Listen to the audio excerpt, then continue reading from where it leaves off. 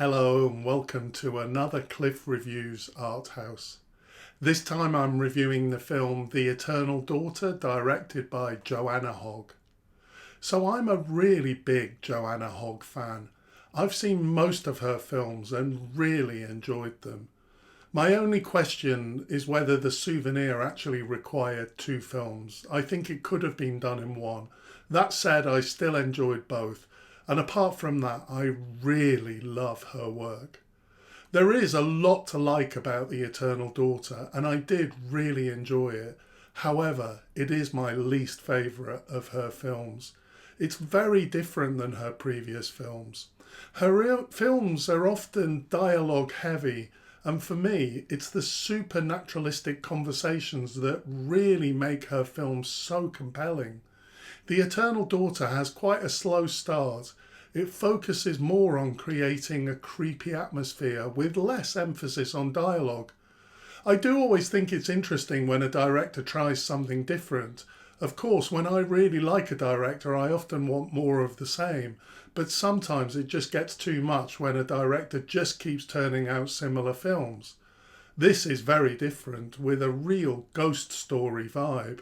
Sinister music, creepy noises, foggy woods, all the cues for a classic ghost story. The characters are called Julie and Rosalind, and Julie is a filmmaker, so this suggests that these are the same characters from The Souvenir. Apart from that, there isn't an explicit link, but I think this was an interesting thing to do. For whatever reason, she decided not to have the same actress playing the daughter Julie. Instead, Tilda Swinton plays the role of both mother and daughter. I assumed that we would see them on the screen at the same time, but we don't. I was thinking about Legend, where Tom Hardy plays the Cray twins and is often on screen at the same time as both characters. As far as I could see, we never saw any indication that they were actually in the same scene. I found this a little distracting for a lot of the film. I found I was watching to see if we would see them both in the same picture and whether it was done with editing or by using another actor so that, for example, we see the back of the other character. I watched an interview and Joanna actually said that she explicitly didn't want anything other in the picture.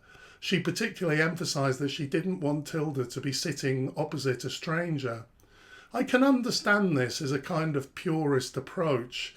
However, as I say, I did find that this distracted me. I was always looking for it. It also made the conversations a lot less naturalistic than the conversations in her films usually are. The conversations just didn't feel real to me. As I watched it, I was wondering whether that was deliberate or the film wasn't quite working for me. For my own taste, I would have put in some indication that the two characters were in the same scene, just so that it wasn't an issue as it was. I personally didn't think it serves the film, especially as we do eventually see the arm of the mother in a shot of Julie, and then finally we do see them both sitting at the table together. Joanna said that she sat opposite Tilda for the scenes as they were shot and that they did some improvisation together. So Tilda wasn't speaking into space. I admire this as an experiment, but something about it didn't quite work in the final edit for me. The dialogue didn't feel naturalistic in a way that I've come to expect from a Joanna Hogg film. Also, in the end, I'm not sure if the ghost story tropes were a little bit manipulative. It is a ghost story film, but there was a lot of ghost story atmosphere, and for me, not very much happening in the ghost story. I'm not convinced that there was enough of a ghost story to justify all these kind of creepy cliches. Overall, I do absolutely recommend The Eternal Daughter. Despite my reservations about it, it's still a great work. But because I hold her films in such high regard, the standard I expect is super high. I do consider her to be one of my favourite contemporary filmmakers, so it may be a little bit unfair, but I was just a bit disappointed with this film. As I say though, I do recommend it. It's well worth watching. Thanks for watching, and I'll see you next time.